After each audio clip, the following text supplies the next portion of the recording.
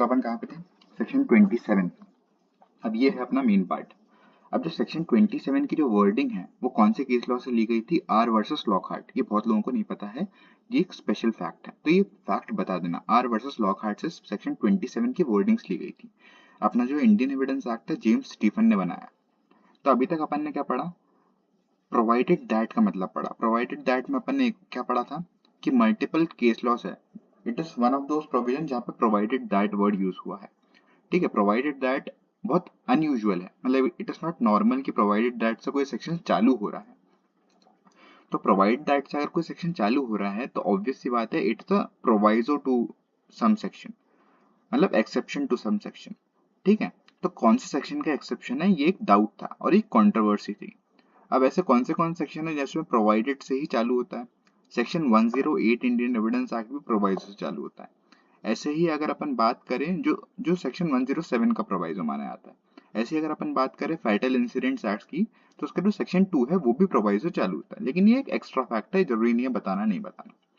ठीक है, अब इसमें एक डिस्प्यूट अराइज हुआ कि प्रोवाइडेड दैट किसका एक्सेप्शन है? ये क्या 24 का एक्सेप्शन है, क्या 25 का एक्सेप्शन है, क्या 26 का एक्सेप्शन है? पुलकुरी कोटैया वाले केस में बोला कि ये 27 का एक्सेप्शन है, 26 का एक्सेप्शन है। पकाला नारायण स्वामी ने भी यही बोला कि 26 का एक्सेप्शन है। अग्नु नगेशिया ने बोला, अग्नु नगेशिया जजमेंट ने बोला कि 24, 25, 26 तीनों का एक्सेप्शन है। ठीक है, और मोहम्मद इनायतुल्लाह वाले केस में बोला गया 25 और 26 का एक्सेप्शन है। Similarly state of UP versus Deoman Upadhyaya में बोला गया ये कि 24, 25, 26 तीनों का एक्सेप्शन है। अब ये बहुत बड़ी कंट्रोवर्सी थी क्योंकि अलग अलग केसेस अलग अलग चीजें बता रहे थे। ठीक है, अब क्या होता है कि इस कंट्रोवर्सी को क्लियर करने के लिए अपने को एक रिलेवेंट जजमेंट अपने को ढूंढना पड़ेगा। रिलेवेंट जजमेंट नहीं है क्योंकि मल्टीपल प्लेसेस डिफरेंट डिफरेंट चीजें बता रही। ठीक है, ये जो डिस्प्यूट है ये रिजॉल्व किया गया है बाय वे ऑफ अपने बीएनएस के द्वारा। क्योंकि बीएनएस में सेक्शन नंबर 23 में, पहले तो ये section number no confession made to police officer, ये अपना सेक्शन नंबर 25 है, और सेक्शन नंबर 26 ये है अपना इंडियन एविडेंस एक्ट का, जो बीएनएस में सेक्शन नंबर 23 का क्लॉज 1 और क्लॉज 2 है। अब 23 क्लॉज 2 का प्रोवाइजो है ये। ठीक है, जो अपना सेक्शन नंबर 27 है। तो इससे एक चीज क्लियर होती है कि अब जो लॉ पॉइंट है वो क्लियर है कि सेक्शन नंबर 26 का ही प्रोवाइजो है सेक्शन नंबर 27। क्यों? ऐसा इसलिए है क्योंकि सेक्शन नंबर 26 में जो वर्ड यूज हुआ है कस्टडी, सेक्शन 26 में क्या बोला था कि अगर कस्टडी में कोई भी चीज करी गई है तो फिर वो प्रूव नहीं की जा सकती, there is a ban of section 26।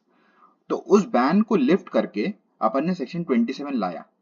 ठीक है, कि भले ही कस्टडी में करी है लेकिन फिर भी वो चीज अपनी प्रूव की जा सकती है। अब सेक्शन 27, सेक्शन 24, 25, 26 का एक्सेप्शन क्यों नहीं है? क्योंकि सेक्शन 24 का एक्सेप्शन इसलिए नहीं हो सकता क्योंकि अगर वो सेक्शन 24 का एक्सेप्शन बन गया तो उसकी रीजनिंग ये निकलेगी कि जो डिस्कवरी स्टेटमेंट है वो अगर इंड्यूसमेंट थ्रेट और प्रॉमिस के थ्रू अगर निकाली गई, अगर अगर पुलिस वाले ने मार के निकाली या अगर पुलिस वाले ने थ्रेटन करके निकाली तो वो चीज रिलेवेंट हो जाएगी। तो अगर ऐसी अगर रीजनिंग दी गई कि अगर डिस्कवरी स्टेटमेंट अगर इंड्यूसमेंट थ्रेट के बाद भी निकाली तो 24 का एक्सेप्शन इसलिए 27 है, तो फिर ये गलत रीजनिंग है in perspective of constitutional article 21 of constitution. ठीक है, क्योंकि लाइफ एंड लिबर्टी के अगेंस्ट है ये चीज। ठीक है, तो इसलिए अपन ने बोला, इसलिए बीएनएस ने अब क्लियर कर दिया कि ये सिर्फ और सिर्फ एक्सेप्शन है अपना 27 का है। ठीक है, ये अपन ने पिछली क्लास में पढ़ लिया था। अब अपन आते हैं आगे। अब ये बात ध्यान रखना, सेक्शन 27 पढ़ते टाइम अपना बेयरक खोल के रखना और सेक्शन 27 का बेयर प्रोविजन अलग रखना। ठीक है, क्यों? क्योंकि मैं बाइफरकेट कर रहा हूँ चीजों को, तो पता नहीं चलेगी कौन सा बेयर, पता शायद तेरे को ना चलेगी कौन सा किस चीज का है। ठीक है, सेक्शन नंबर 27 बात करता है अपना प्रोवाइडेड दैट, फिर उसके बाद अपना चालू होता है मेन सेक्शन। मेन सेक्शन में क्या है? When a fact is deposed. ठीक है, when a fact is deposed. अब इसमें कौन से फैक्ट आते हैं? पहली बात इसमें आते हैं दो फैक्ट। पहली बात कि प्लेस जहां पे वो चीज छुपाई गई है, दूसरी बात ऑब्जेक्ट।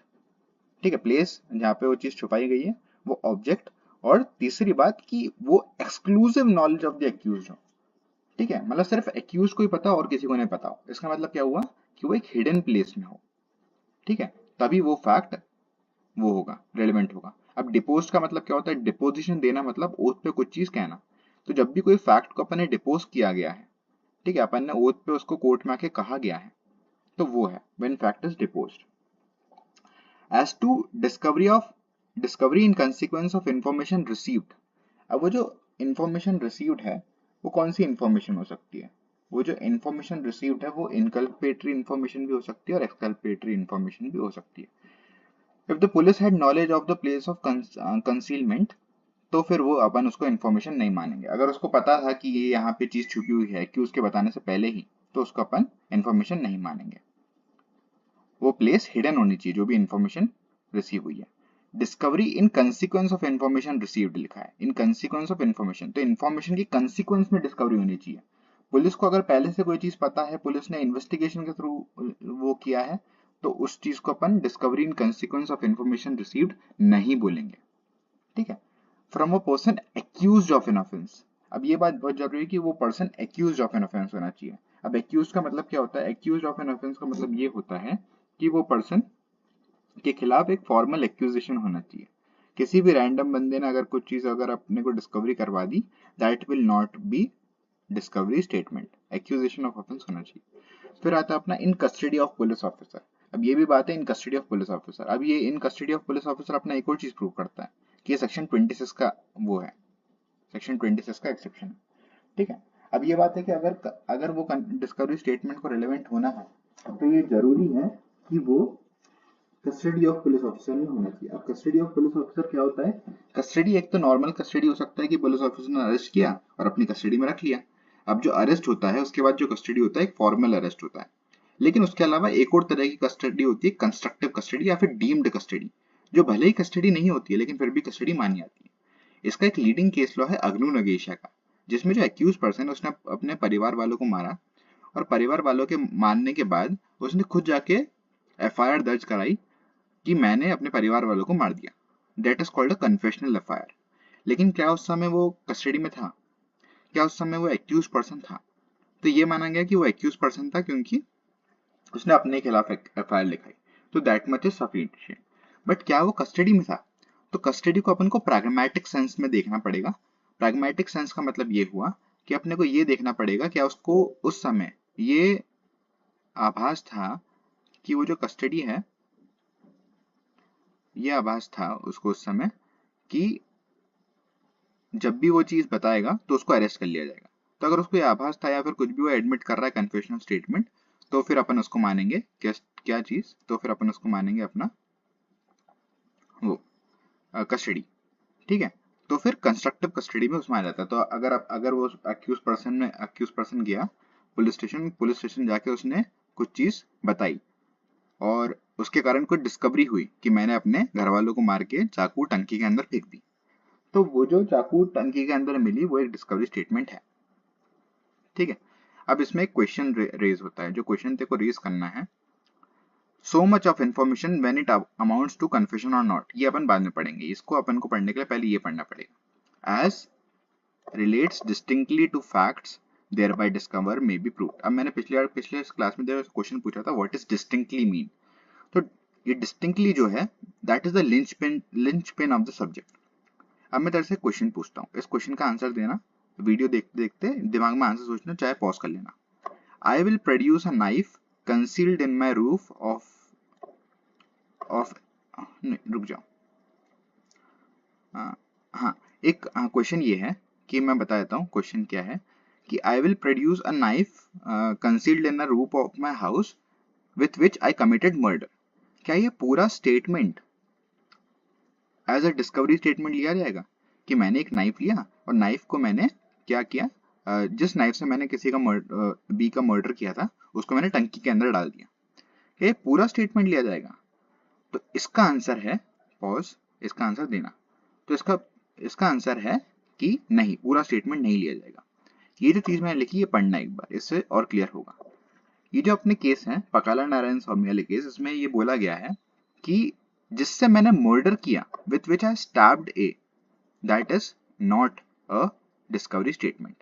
सिर्फ उतना पार्ट कि वो नाइफ मैंने टंकी के अंदर छोड़ी है, सिर्फ उतना पार्ट जो है अपना माना जाएगा कि रेलेवेंट है एज अ डिस्कवरी स्टेटमेंट। इसलिए discover distinctly in this section is considered as linchpin of the section. ठीक है, ये बात ध्यान रखना, बेरट रखना, सेक्शन 27 का हर एक वर्ड अपन पढ़ेंगे, जो भी वर्ड नहीं समझ में आया बताना। As related distinctly to a fact thereby discover may be proved. तो distinctly fact thereby discovered may be proved, तो जो फैक्ट डिस्कवर हुआ that may be proved. Confession हो नहीं हो ये चीज रिलेवेंट नहीं है। तो जो part with which I stabbed A, जो एक्चुअल कन्फेशन का पार्ट है, वो पार्ट तो अपने को हटाना ही हटाना है, वो पार्ट कोर्ट के सामने नहीं रह सकता। That is not admissible before court. But the rest of the evidence कि मैंने मारा उसके कारण मैंने उसको मारा उस चाकू से और चाकू टंकी में फेंक दिया, तो मारा उस चाकू से इज इररिलेवेंट और टंकी में फेंक दिया इज रिलेवेंट।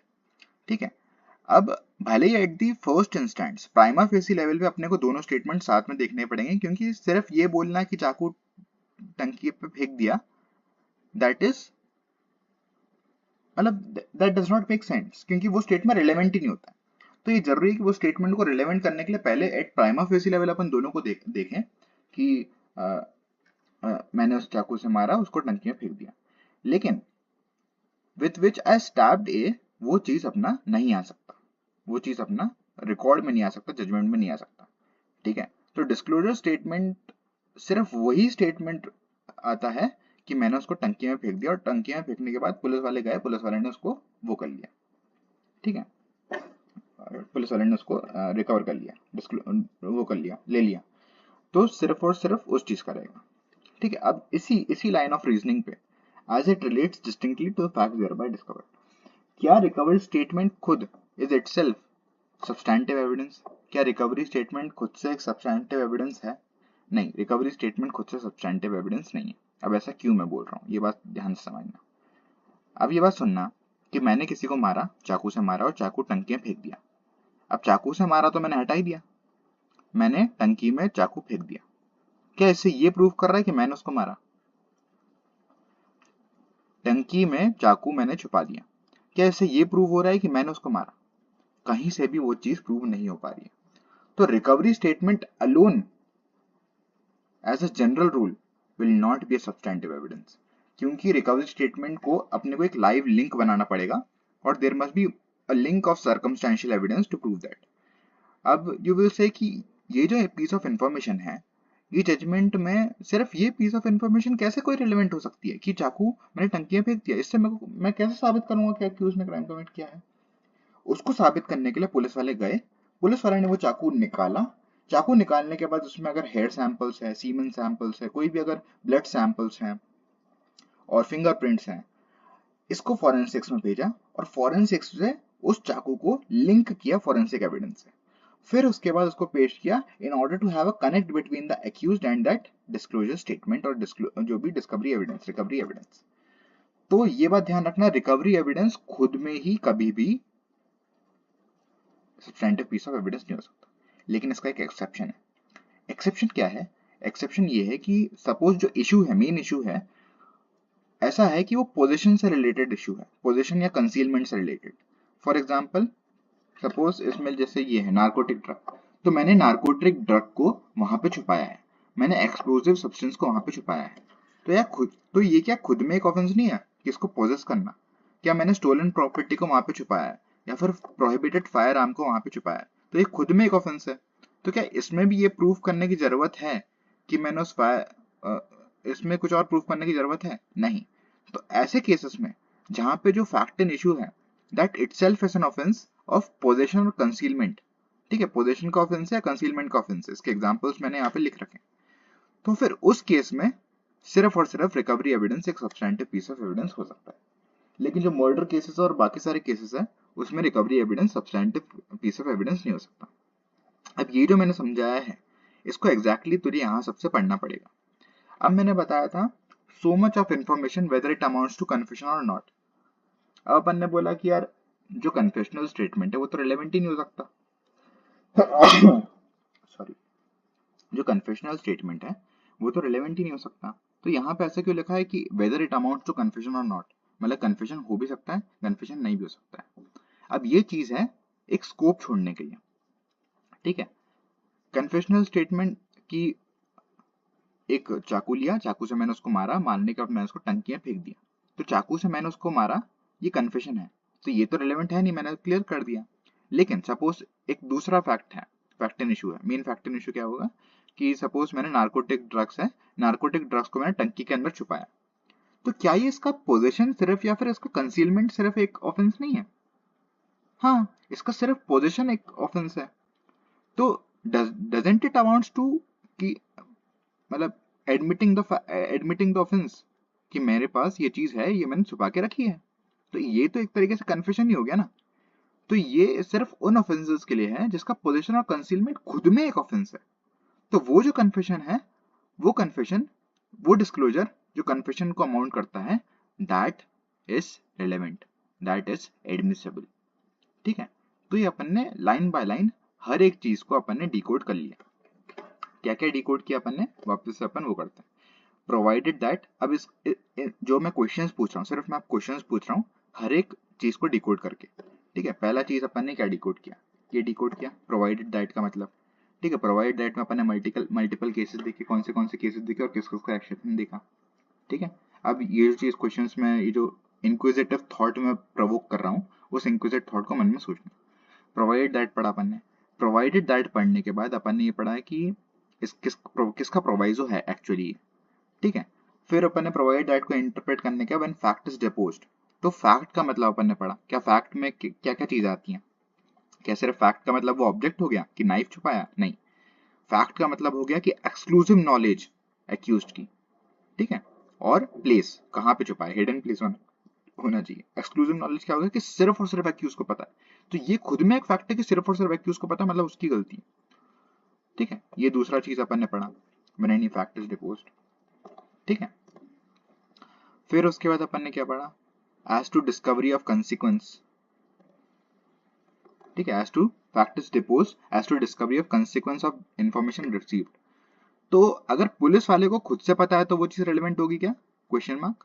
इसका आंसर देना पॉज करके, नहीं।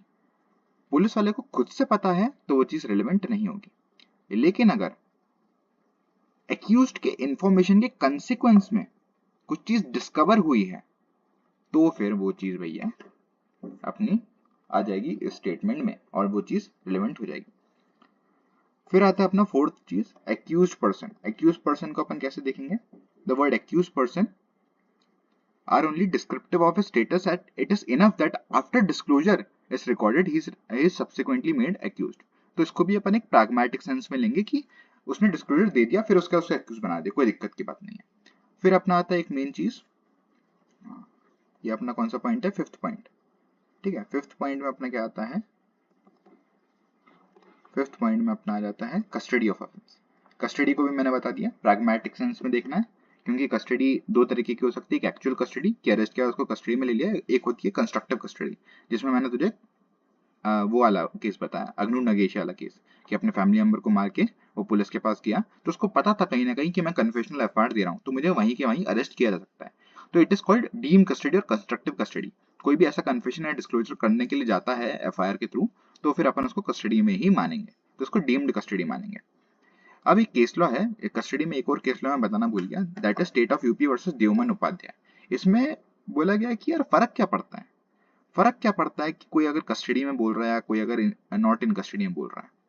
फर्क ये पड़ता है कि what is the intelligible differentia, ये डिफरेंशिएशन किया क्यों है कि custody in custody of offence होना चाहिए, तो आर्टिकल 14 को वायलेट करता है यार ये, कि custody of non custody of offence ने अगर कोई डिस्क्लोजर कर दिया तो इसमें बोला गया कि एक रैशनल चीज है और एक इंटेलिजिबल डिफरेंशिया है इसमें, ये प्रमोट करता है जो कस्टडी में नहीं है लोग, ठीक है, जो एक्यूज नहीं है उनको इन्वेस्टिगेशन में बढ़ावा देने में और इन्वेस्टिगेशन में कुछ भी डिस्क्लोजर करवाने में, ये उन लोगों को प्रमोट करता है, ठीक है। तो दैट इज वाई जो नॉट इन कस्टडी वाले लोग हैं उनको एक्सक्लूड करके रखा है, ठीक है। और इन कस्टडी वाले लोग हैं और जो फिर ये कन्फेस करते हैं या फिर ये डिस्क्लोजर स्टेटमेंट देने आते हैं, उनको कंस्ट्रक्टिव कस्टडी या फिर एक्चुअल कस्टडी के अंदर लिया गया।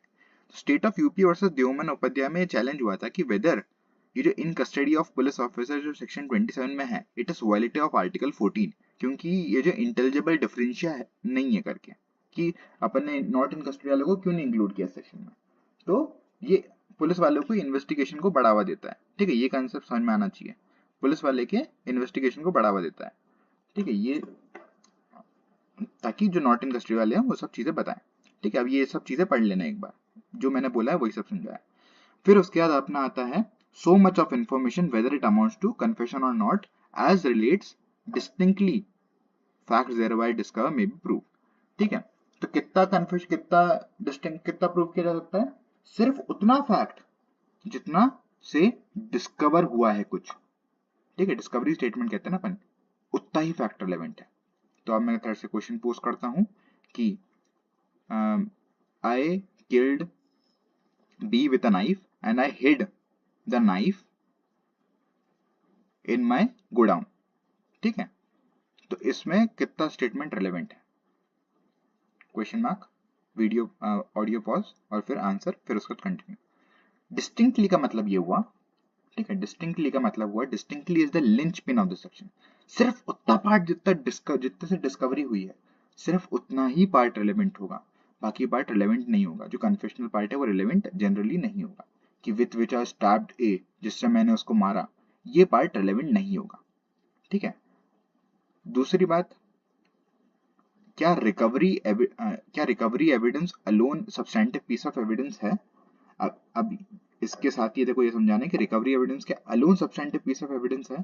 तो मैंने बताया कि सिर्फ इस चीज का कि मैंने वो चीज गोडाउन में रखी, नाइफ को, इस चीज से तुम कैसे प्रूव कर सकते हो कि अक्यूज ने वो क्राइम कमिट किया। इम्पॉसिबल है ना इस चीज से प्रूव करना। गोडाउन में रखी तो रखी यार, तुम्हें कैसे पता उससे मर्डर हुआ है, तुम्हें कैसे पता है कि ए ने बी को मारा उससे। ठीक है, उसने डिस्कवरी कराई, लेकिन कितना पार्ट रिलेवेंट किया कि वो गोडाउन में छुपा के रखी है, सिर्फ उतना ही पार्ट रिलेवेंट किया ना। तो recovery evidence in itself is not a substantive piece of evidence, it must have a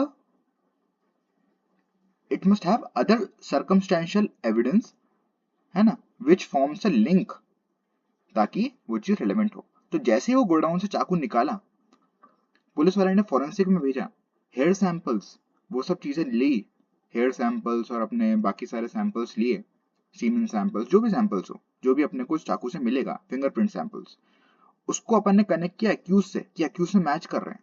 अब उसको अपन ने कनेक्ट जब कर लिया, तो फिर वो डिस्क्लोजर स्टेटमेंट और ये दोनों मिला के अपने को एक्यूज की लायबिलिटी दिख रही है। तो alone recovery evidence will not B substantive evidence, उसको बाकी एविडेंस का कोरॉबरेशन जरूरी है, कोरॉबरेटिव एविडेंस जरूरी है। लेकिन एक ऐसा केस है जिसमें रिकवरी एविडेंस अलोन में amount to substantive piece of evidence. वो क्या है, जब जो ऑफेंस है वो पोजीशन का ऑफेंस है, कंसीलमेंट का ऑफेंस है। ऐसे कौन से ऑफेंसेस होते हैं कि कंसीलमेंट ऑफ स्टोलन प्रॉपर्टी, कि भैया वो स्टोलन प्रॉपर्टी छुपाना, जो मैंने चाकू रखा वो चुराई हुई चाकू थी, वो खुद में एक ऑफेंस है। तो ये तो हो गया ना अपना, उसमें बाकी सब चीजें प्रूव करने की क्या जरूरत है। जो पोजीशन है वो खुद में एक ऑफेंस है, तो वो जब खुद में एक ऑफेंस है तो this will be a substantive piece of evidence. ठीक है, ये बहुत अच्छी चीज है, ये चीज समझाना। ठीक है, अच्छा क्वेश्चन भी है। ठीक है, फिर उसके बाद अपना आता है ये जो चीज मैं समझाई थी कि whether it amount to confessional और नॉट। ये भी एक इंपॉर्टेंट चीज है कि भले वो कन्फेशन अमाउंट करे या नहीं कन्फेशन अमाउंट करे। तो मैंने बता दिया कि कन्फेशनल स्टेटमेंट जो भी है कि विथ विच आई स्टैब्ड ए, या जिससे मैंने उसको मारा, ये चीज तो रिलेवेंट होगी नहीं। तो ये कन्फेशन लिखा क्यों है, तो ये कन्फेशन इसलिए लिखा है क्योंकि कुछ ऐसे केसेस होते हैं जिसमें पोजीशन इटसेल्फ या concealment itself is an offence. तो जब पोजीशन और कंसीलमेंट खुद में ऑफेंस है कि नार्कोटिक ड्रग मैंने छुपा के रखा, कि गन मैंने छुपा के रखा, तो वो खुद में जब ऑफेंस है, तो अगर वो बता रहा है कि मैंने ये छुपा के रखा है अपने घर में, पोजेस करके रखा है, तो वो खुद में एक ऑफेंस है। तो खुद में अगर वो एक ऑफेंस है तो फिर वो कन्फेशन ही हो गया ना। तो कन्फेशन का भी स्कोप इसमें छोड़ रखा है कि कुछ ऐसे ऑफेंसेस में सेक्शन 27 अप्लाई होगा। तो ये अपना आ गया। ठीक है, तो ये तेरे को समझाना है सेक्शन नंबर 27 में। बाकी जो मैंने समझाया एग्जैक्टली सेम टू सेम पढ़ना, हर एक लाइन हर एक वर्ड समझ में आना चाहिए जो इस डॉक्यूमेंट में है। ठीक है, सेक्शन 29 तो तेरे को समझ में आ गया। ठीक है, और फिर उसके बाद बीएनएस में समझाना कि बीएनएस में क्या चेंजेस है। मैंने तो तुझे बता ही दिया कि 2 सेक्शन में डाल दिया, पूरे 4 सेक्शन 24, 25, 26, 27, 28, 29, 6 सेक्शन, 24, 25, 26, 27, 28, 29, 6 सेक्शंस। 6 सेक्शन अपने पूरे उनने किस में डाल दिया, सिर्फ और सिर्फ इसमें डाल दिया, अपने सेक्शन 22, 23 में। ठीक है, और ये